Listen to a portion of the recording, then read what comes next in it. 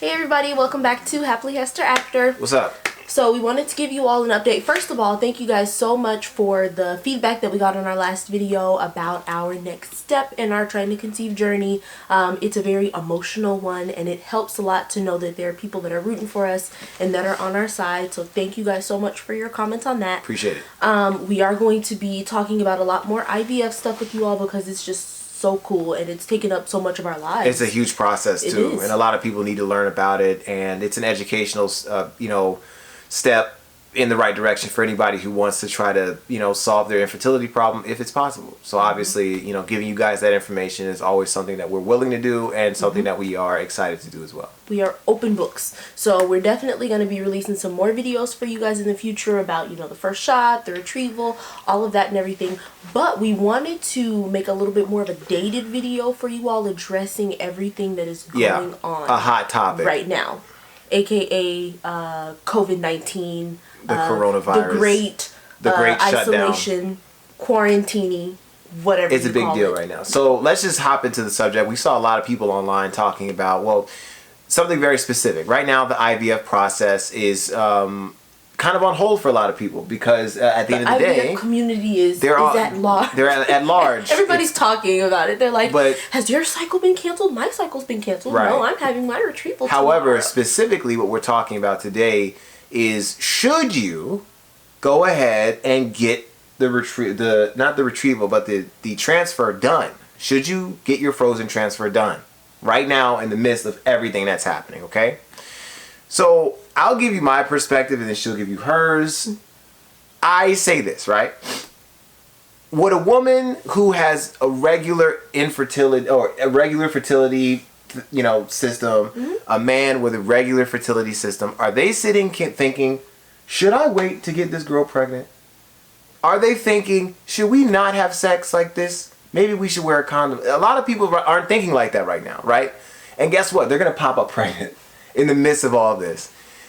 Now, I think personally, if you have the ability to get it done, I don't think anyone should take the right from you to do it. All right?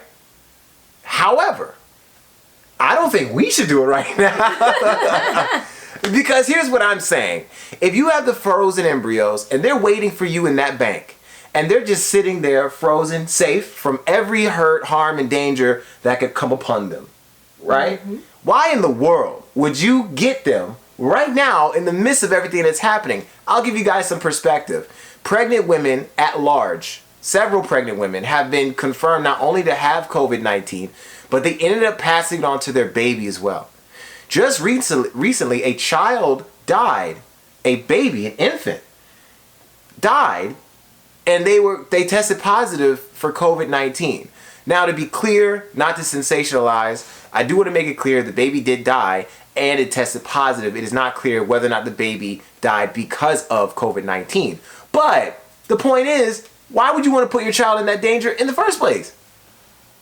That's my point of view. Now for my wife. I mean, realistically, if you did your transfer tomorrow, you wouldn't be having your baby until the end of the year. It's March, right? Yeah. It's about to be April, though.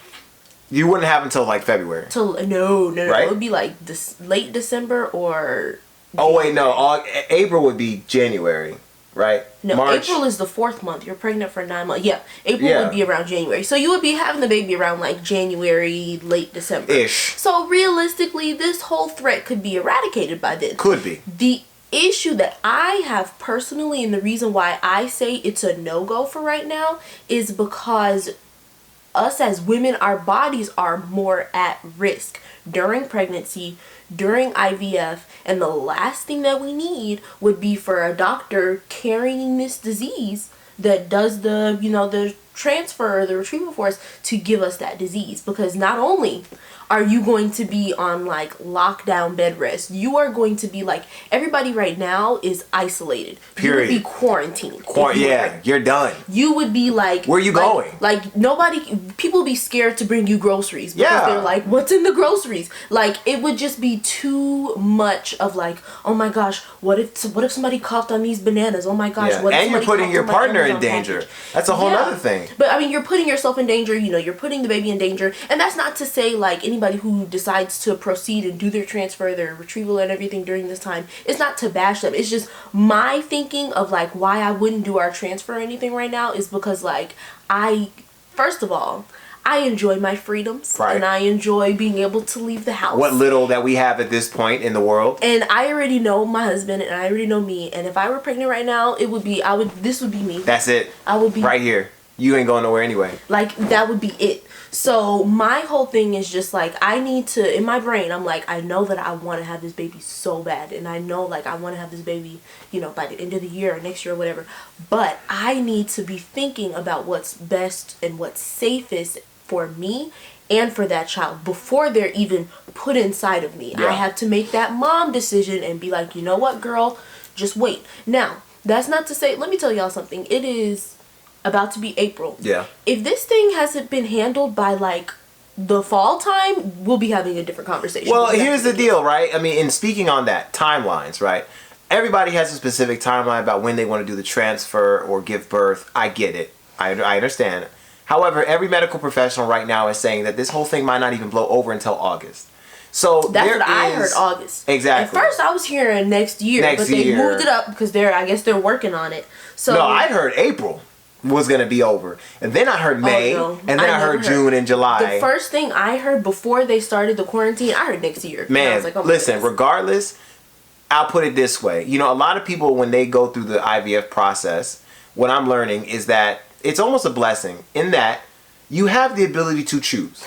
Right? It's a big deal. You can choose. You know exactly when the baby was conceived. You're watching this video and you know several people who did not get to choose when they had that baby. Right. And it just happened. There are plenty of people right now who are pregnant or giving birth. And and this is my thing, is that I see too many women on Instagram that I follow who are saying they won't let anybody be in the room with me for my delivery. Or who are saying, I don't even know if they're going to let my husband in. Oh my goodness, I would just flip. I mean, there's so many things happening right now. Also, because we've waited for this for so long, I've gotten a little bougie about it. So I want to have like my pictures of the birth. Well, I'll put it this way. Right after the baby's born. Right. We waited so long for this. Why would we want to endanger the process in any way? I mean, and I want to have a baby shower, a gender reveal. I already told my grandma I want her to come from Chicago for my gender reveal and everything. So I'm like, right now is not the time. And I mean, like I said, if I were to do the transfer tomorrow, we wouldn't even be having the baby until next year. Period. But it's just about, in this situation, you have to do what is best for you, what is best and what is safest for you, knowing and understanding that, you know, God could change it at any minute. This whole thing could be gone like next week, and God could be like, okay, do this transfer. But it's about, you know, a wise man sees danger and avoids it. And so, also, let's be clear too. At this point, police officers ain't even coming to your house if you get robbed. So like, what? Like, it's just not a good time. Why would I want my wife to be pregnant right now? And cops, if something happens in my house, cops ain't gonna show up. Like, it's just not a good time, okay? And not right now. Not right now. Like I said, we will. You know, what is it? Reevaluate in the if it gets time. Longer than. But also, and I want to bring something else up. A lot of people have job security, but it doesn't matter how much job security you have right now. If you are not essential, if you don't work in the hospital or in food services, you might not even have a job next week. Let's be clear, and I'm okay being open about this because we love you guys, and you guys keep watching and subscribing. I got laid off. We both got laid off. I got laid off. We both got laid off. I work in the hospital. I work in the hospital, but since I do the newborn pictures, that's why I'm so like non-essential serious about the baby pictures. But since I do baby pictures, they were like, no, you're not coming. And I worked in hardware. I've been laid off for like 2 weeks. I worked at a hardware place. It was architectural millwork, and they let us go not because we weren't essential, but because literally there were no customers. I got my resignation letter sitting over there on the desk. My operations manager told me they had a total of 8 customers the day before. You can't pay nobody. It's such not a good idea right now. You don't know. Economy, everything is just. It's up in the air. All over right now. Not great. Not a great idea. So it's like, you know, you have to look at those things. I know, believe me, I know. If I had it my way, y'all, I would have been pregnant right now. We would have did this transfer back in December. Really? This wouldn't have been. But, you know, now I see God prevented that from happening for a reason. Because if I was pregnant right now, I would literally be locked up in this room like a little mummy, and nobody would be allowed to talk to me or breathe on me. But you know what? Let me give one last point. A lot of people are very nervous right now, especially in the times that we're in. We just got recently laid off. There's a whole lot going on. But if you're like us, luckily we have a good savings. Okay, it's okay. Think about this. The government just passed a bill in which they're giving you money. If you're married, you're getting $2,400. If you're a single adult, you're getting $1,400 or something like that, $1,200. And if you have kids currently, you're getting an extra $500. So if you are in the IVF process and you just spent a whole bunch of money on getting the withdrawal of your eggs and all that, the embryo, the sperm, the blood test, all that stuff, you spent a lot of money. Although these are crazy times, we are kind of getting money back. Kind of, unless they ask for it again. Right, but at the end of what I'm saying is you could save that. I mean, so it's a blessing in disguise, because you actually could put that money toward the transfer when it's time to do it. At the end of the day, all right, once again, if your doctor's office is open, if you and your partner agree that this is the time to do it, do it.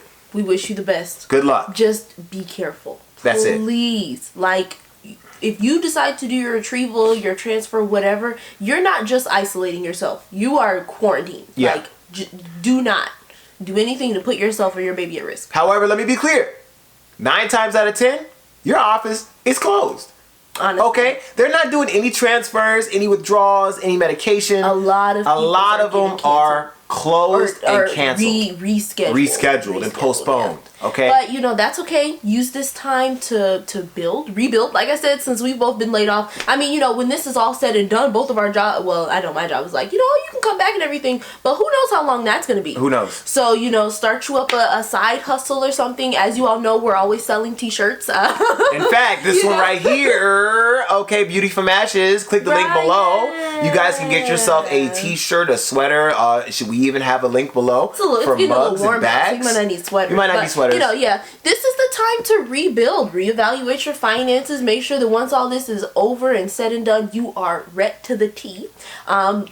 Get working on your Pinterest board. Look at where you want to do all your gender reveal, baby shower, all that stuff. Get all that stuff together. Enjoy this waiting process and extra time together. Yeah. It could be a good or bad thing. But let's make sure it's a good thing, right? Stay together, love each other, stay inside, keep everybody safe. We love you all. We thank you so much for watching, subscribing, and sharing. And at the end of the day, just do what's best for you and your family, but stay safe, okay? Yes. Anyway, guys, we love you. God is good all the time. Thank you. And all the time, God is good. And we'll see you guys. Lord willing. Lord willing. We'll see y'all next And we're staying inside, so, you know, like we are socially isolated. We are done. We ain't going nowhere. Where I got to go? I ain't got no job to go to, and all my classwork is online. So, that's it. We love you all. Stay safe. Have a great day.